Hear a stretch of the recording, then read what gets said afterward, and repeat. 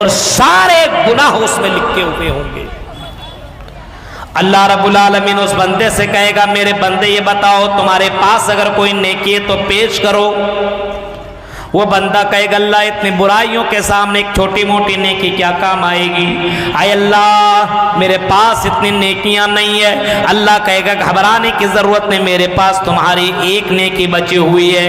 ایک بطاقہ نکالے گا اللہ، ایک چھوٹا سا کارڈ اللہ تعالیٰ نکالے گا اور اسی کارڈ میں لکھا ہوگا اشہد اللہ الہ الا اللہ و اشہد ان محمد رسول اللہ۔ اسی کارڈ کے اندر یہ جملہ لکھا ہوگا اور یہی کارڈ جب ایک پلے میں رکھ دیا جائے گا اور دوسرے پلے میں گناہوں کے تمام صفحات کو رکھ دیا جائے گا۔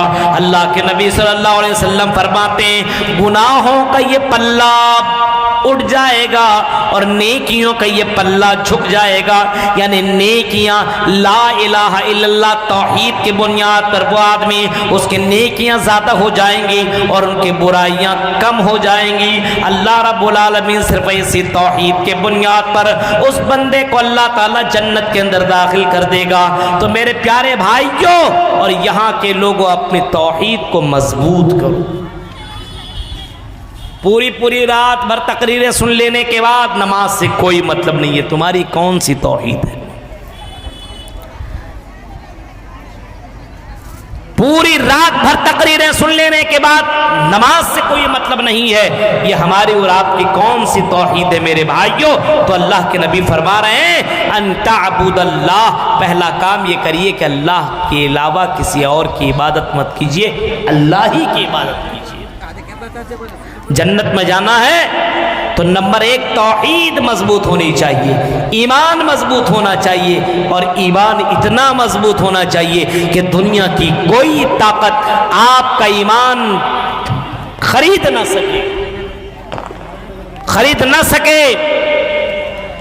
میرے پیارے ساتھیوں ذرا تصور کرو، جنت میں جانا یہ سب سے بڑی کامیابی ہے۔ دنیا کے خوشی کے لیے آدمی کیا کچھ نہیں کر رہا ہے، دنیا کے خوشی کے لیے، دنیا کے مکان اور زمین و جائیداد کے لیے آدمی کیا نہیں کر رہا ہے۔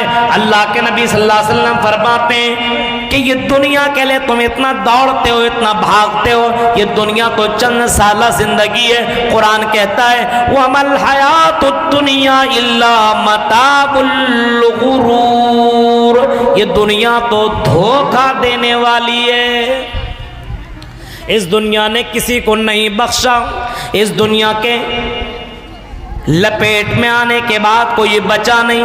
بڑے بڑے بادشاہ قارون، حامان، فرعون جو دنیا میں انا ربکم العلیٰ کا بھی دعویٰ کیا کرتا تھا، لیکن آج وہ دنیا کے اندر موجود نہیں ہے، اس کی سلطنت موجود نہیں ہے۔ میرے پیارے ساتھیوں وَمَا الْحَيَاةُ الدُّنْيَا إِلَّا مَتَاعُ الْغُرُورِ، یہ دنیا تو دھوکہ دینے والی ہے۔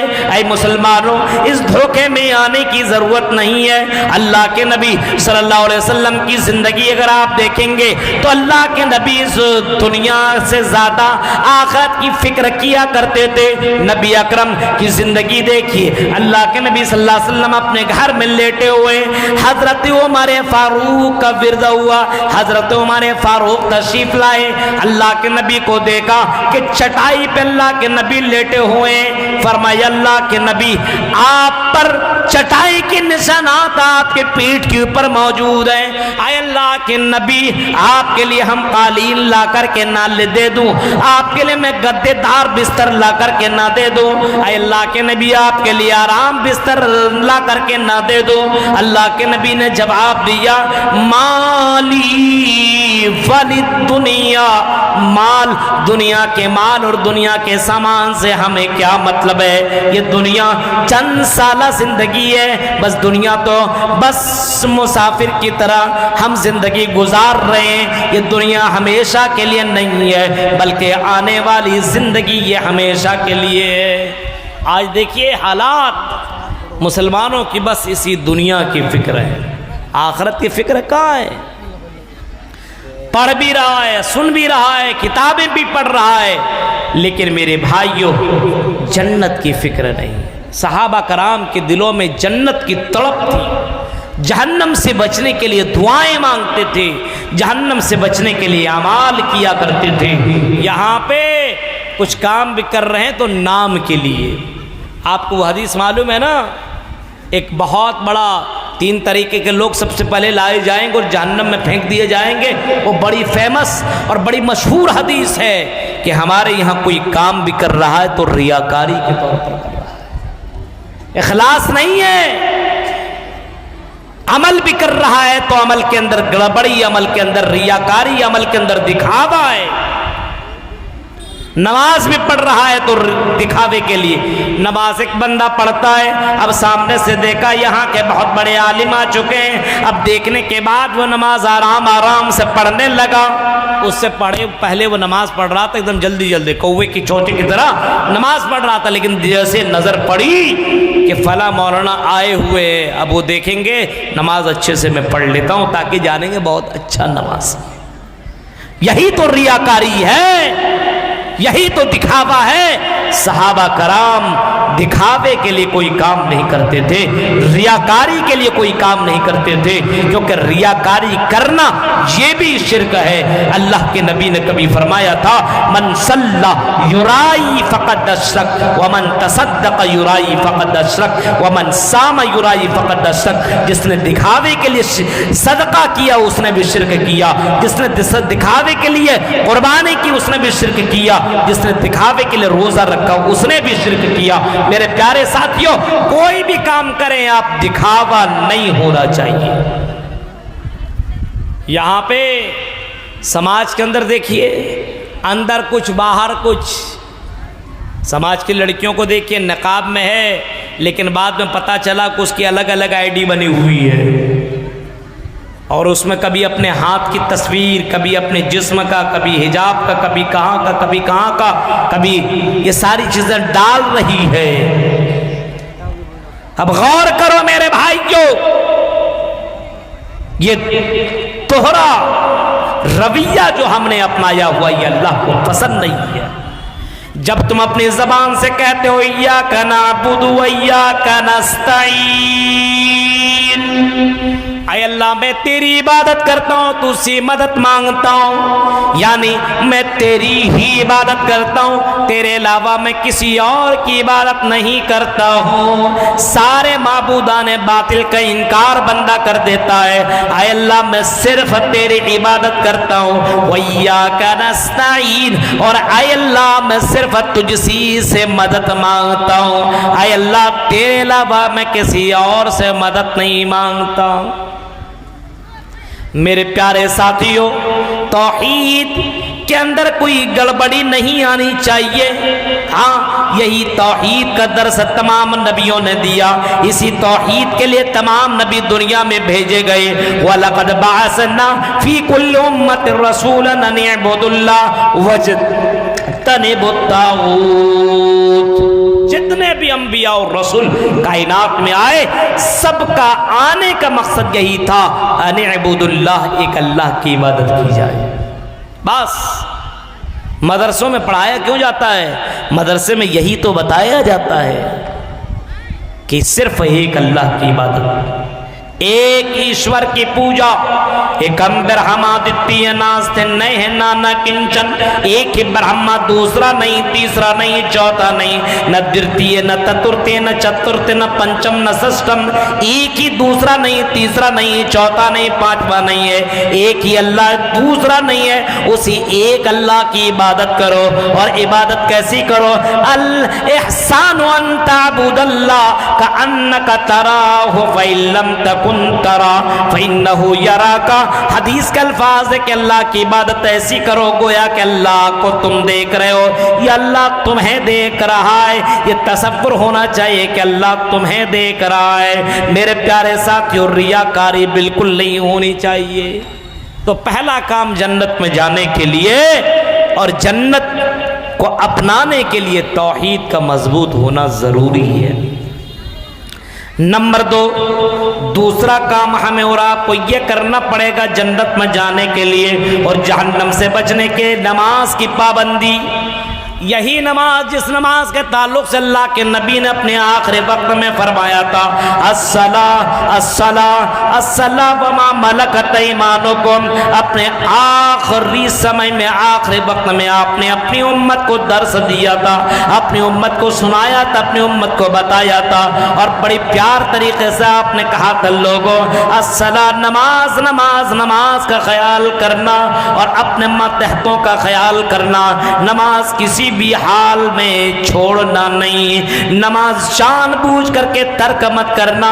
اللہ کے نبی نے اپنے امتی کو یہ بھی کہا تھا جب میدان جنگ ہو رہی ہو، جنگ چل رہی ہو، جب آپس میں لڑ رہے ہو تو اس وقت بھی نماز برقرار رکھنا، نماز قائم کرنا۔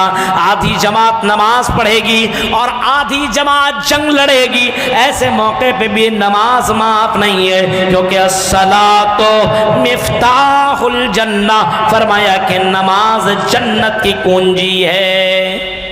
یہی نماز کا تذکرہ کتابوں کے اندر موجود ہے، اور یہ نماز اللہ رب العالمین نے زمین پہ فرض نہیں کیا، آسمان میں بلا کر کے یہ گفٹ دیا، آسمان میں بلا کر کے گفٹ دیا۔ اب بتائیے میرے بھائیو، 5 وقت کی نمازیں، لیکن ہمارے یہاں رمضان آیا تو مسجدیں آباد، اور رمضان ختم تو مسجد ویران۔ یہ حال ہے مسلمانوں کا، ایک چاند دیکھ کر کے مسجدوں کو آباد کر دیتے ہو تو دوسرا چاند دیکھ کر کے مسجدوں کو ویران کر دیتے ہو۔ یہ حال ہے مسلمانوں کا میرے بھائیو، غور کرو۔ جس نماز کو اللہ کے نبی صلی اللہ علیہ وسلم کو اپنی زندگی میں سب سے زیادہ محبوب، اللہ کے نبی فرماتے ہیں قرۃ عینی فی الصلاۃ، یہ نماز میری آنکھوں کی ٹھنڈک ہے، نماز پڑھتا ہوں تو مجھے سکون ملتا ہے۔ اور اللہ کے نبی فرماتے ہیں کہ یہ نماز جنت کی کنجی ہے، نماز پڑھ لو۔ اللہ کے نبی فرماتے ہیں جس نے نماز کی حفاظت کی، جس نے نماز کی پابندی کی، وہ آدمی جنت کے اندر داخل ہوگا، نماز کی وجہ سے جنت کے اندر جائے گا۔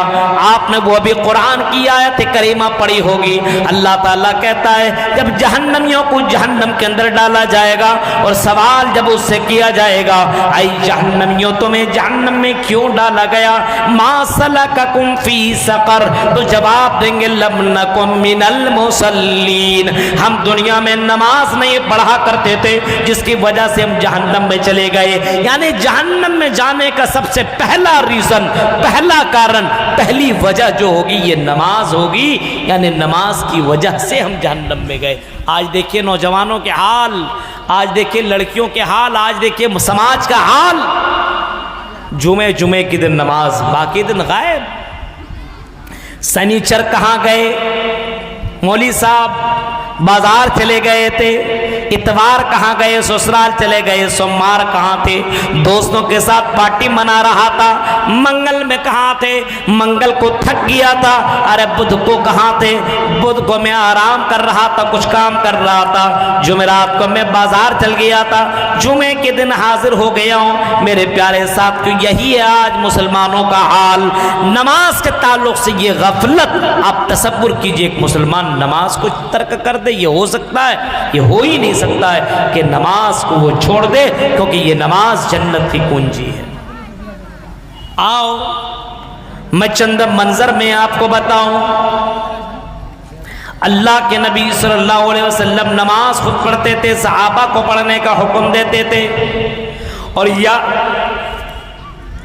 یہاں تک کہ اللہ کے نبی صلی اللہ علیہ وسلم نے بچوں کو بھی نماز پڑھانے کا بھی حکم دے دیا ہے۔ فرمایا مروا اولادکم بالصلاۃ وہم ابناء 7 سنین، جب بچہ 7 سال کا ہو تو اس کو نماز پڑھنے کا حکم دے دو۔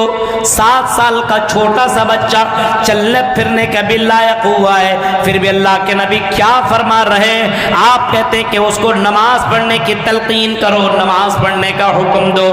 7 سال کا کبھی بچہ اس کو بتاؤ کہ نماز یہ اللہ کو بہت ہی زیادہ پسند ہے، یہ نبی اکرم کو بھی بہت زیادہ پسند ہے، یہ نماز پڑھو میرے بیٹے، نماز قائم کرو، اور جب یہی بچہ 10 سال کا ہو اور نماز نہ پڑھے تو اللہ کے نبی فرما رہے ہیں وَضْرِبُوهُمْ، اس کو مار مار کر کے نماز پڑھواؤ۔ بیٹیوں کو بھی نماز پڑھواؤ، بیٹوں کو بھی نماز پڑھاؤ، کیونکہ قرآن نے اسی نماز کے تعلق سے اتنا کہا ہے اِنَّ الصَّلَاةَ تَنْهَىٰ عَنِ الْفَحْشَاءِ وَالْمُنکَرِ، یہ نماز بے حیائیوں اور برائیوں سے روک دیا کرتی ہے، اس وجہ سے نماز پڑھاتے رہا کرو۔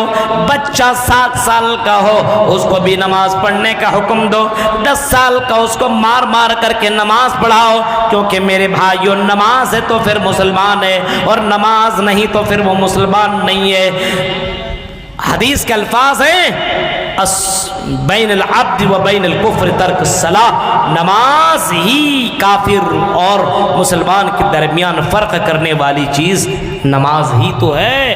لیکن آج سماج کے اندر دیکھیے مسجدیں ویران پڑی ہوئی ہیں، اذانیں ہو رہی ہے، ممبروں سے اذان، میناروں سے اذان کی آوازیں آتی ہے، لیکن میرے بھائیوں مسجدوں کے اندر نمازیوں کی تعداد نہیں ہے۔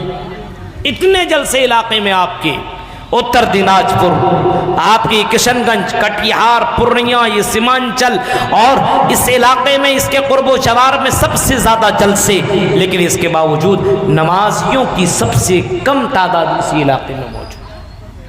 غور کریے آپ کیا لے کر کے جائیے گا اللہ کے کہ اللہ پوری رات بھر جلسہ میں نے سنا، جنت میں داخل کر دو؟ نہیں نہیں نہیں، سننے سنانے سے آدمی جنت میں نہیں جا سکتا ہے۔ آپ سوچئے گا سن لیں گے اور جنت میں چلے جائیں گے، نہیں، سمعنا واطعنا، اللہ کے نبی کے صحابہ سنتے تھے اور عمل کیا کرتے تھے۔ ہم سن کر کے نکال دیتے ہیں اپنے کانوں سے، جو کہ غلط ہے۔ نماز یہ جنت میں لے جانے والا عمل ہے، اور نماز جہنم سے بچانے والا عمل ہے، یاد رکھیے۔ نمبر 3 اور تیسرا بڑا امپورٹنٹ میں آپ کے سامنے رکھنے جا رہا ہوں، اللہ کے نبی فرما رہے ہیں جنت میں جانا ہے تو ایک کام اور کرو۔ اللہ کے نبی صلی اللہ علیہ وسلم فرماتے ہیں من یضمن لی ما بین لحییہ وما بین رجلی ازمن لہ الجنہ، اے میرے بندو اگر تمہیں جنت میں جانا ہے تو مجھے 2 چیزوں کی گارنٹی دے دو، 2 چیزوں کی ضمانت دے دو، مجھے 2 چیزوں کی گارنٹی دے دو، میں تمہیں جنت کی گارنٹی دیتا ہوں۔ 2 چیزوں کی گارنٹی دے دو، کون سی؟ اللہ کے نبی فرماتے ہیں زبان کی گارنٹی دے دو اور شرمگاہ کی گارنٹی دے دو کہ اے اللہ کے نبی میں اس بات کا میں وعدہ کرتا ہوں، عہد کرتا ہوں کہ میں اپنی زبان سے کبھی بھی کسی کو برا بھلا نہیں کہوں گا، اپنی زبان سے میں تکلیف دہ بات نہیں کہوں گا، اپنی زبان سے میں کسی کو تکلیف نہیں پہنچاؤں گا، اپنی زبان کا غلط استعمال نہیں کروں گا۔ اللہ کے نبی فرماتے تم زبان کی مجھے گارنٹی دے دو، میں تمہیں جنت کی گارنٹی دیتا ہوں۔ آج یہی تو ہے کہ مسلمانوں کی زبان کے اوپر کنٹرول نہیں، یہاں بولا کچھ ادھر کیا کچھ۔ جب آپ نے اپنی زبان سے کچھ بول دیا تو اس کے اوپر پکے بن جائیے، کچھ بھی ہو جائے زبان سے مت پھریے میرے بھائیوں۔ آج کل مسلمانوں کی زبان کا بھروسہ ہی نہیں، زبان سے جب بھی بولیے اچھی بات بولیے۔ اللہ کے نبی صلی اللہ علیہ وسلم سے پوچھا جا رہا اللہ کے نبی جنت میں جانے والے اعمال بتائیے، بہت کچھ بتایا، لیکن آخر میں آپ نے اسی زبان کے تعلق سے آپ نے فرمایا کف علیک ھذا، اے صحابہ اس زبان کے اوپر کنٹرول کر لو، جنت میں چلے جاؤ گے۔ زبان چھوٹی سی ہے لیکن اگر آدمی بولتا ہے تو یاد رکھیے آگ لگ جاتی ہے۔ اللہ کے نبی نے اسی زبان کے تعلق سے فرمایا کہ بندہ اپنی زبان سے کچھ جملہ بولتا ہے، ان العبد لیتکلم بالکلمہ، ایک بندہ اپنی زبان سے کچھ بولتا ہے من سخط اللہ لا یلقی لہا بالا یہوی بہا فی جہنم۔ اللہ کے نبی فرماتے کہ بندہ اپنی زبان سے کچھ بولتا ہے اور بولنے کے بعد وہ اس بات کے پر غور و فکر نہیں کرتا ہے، اللہ کے نبی فرماتے ہیں اس کی زبان سے نکلا ہوا جملہ ایسا ہوتا ہے جو اللہ کو نافرمانی والا جملہ نکل جاتا، اللہ کو ناراض کرنے والا جملہ نکل جاتا ہے۔ اللہ کے نبی فرماتے ہیں اسی جملے کے بنیاد پر آدمی جہنم کے اندر پہنچ جاتا ہے۔ اسی زبان سے آدمی غیبت بھی کر رہا ہے، اسی زبان سے آدمی چغلی بھی کر رہا ہے، اسی زبان سے آدمی دوسرے کی عزت کو بھی نیلام کر رہا ہے۔ میرے پیارے ساتھیوں، آج سماج کے اندر دیکھیے، منہ میں جو آیا بول دیا، منہ میں جو آیا بک دیا۔ میرے پیارے ساتھیوں، یہ زبان چھوٹی ضرور ہے لیکن بہت ڈینجر طریقے سے حملہ کر دیتی ہے۔ یہ زبان جو منہ میں آیا بک دیا، ایسا نہیں ہے، سوچ سمجھ کر کے بولنا چاہیے۔ زبان کی وجہ سے آدمی جہنم کے اندر جائے گا۔ اللہ کے نبی صلی اللہ علیہ وسلم نے سے پوچھا کہ اللہ کے نبی سب سے زیادہ جہنم میں لے جانے والی چیز کون سی ہے؟ آپ نے جواب میں فرمایا تھا الفم والفرج، سب سے زیادہ جہنم میں پہنچانے والی چیز کون سی ہوگی؟ یہ زبان۔ سوچئے آپ، زبان سے غیبت کر رہا، غیبت کا مطلب کسی کے بارے میں برائی کرنا، کسی بھی آدمی کے بارے میں برائی، اور یہ زیادہ تر عورتوں کے اندر موجود ہے۔ میری مائیں بہنیں برا نہ مانیں آپ، اللہ کے نبی صلی اللہ علیہ وسلم فرماتے ہیں رائت النار، اے لوگوں سنو، میں نے جہنم کو دیکھا، رائت النار، میں نے جہنم کو دیکھا، اور جہنم کے اندر میں نے زیادہ تر عورتوں کو جلتے ہوئے پایا ہے، میں نے زیادہ تر عورتوں کو جلتے ہوئے جہنم کے اندر پایا۔ عورتوں نے سوال کر دیا اللہ کے نبی کیوں عورتیں زیادہ جل رہی تھی؟ اللہ کے نبی نے جواب دیا تکسرن اللعن، کیونکہ لان تان یہ عورتیں بہت ہی زیادہ کرتی ہیں، لان تان بہت ہی زیادہ کرتی ہیں، اور اسی لان تان کی بنیاد پر اور اسی لان تان کی وجہ سے عورتیں جہنم میں زیادہ جا رہی ہیں، یعنی زبان سے غلط جملہ بولنے کی وجہ سے جہنم میں پہنچ رہی ہے۔ آج تو موبائل کا زمانہ ہے، اور اسی موبائل نے میرے بھائیوں سماج کے اندر ماحول خراب کر دیا ہے۔ اپنی زبان سے کیا بولتا ہے،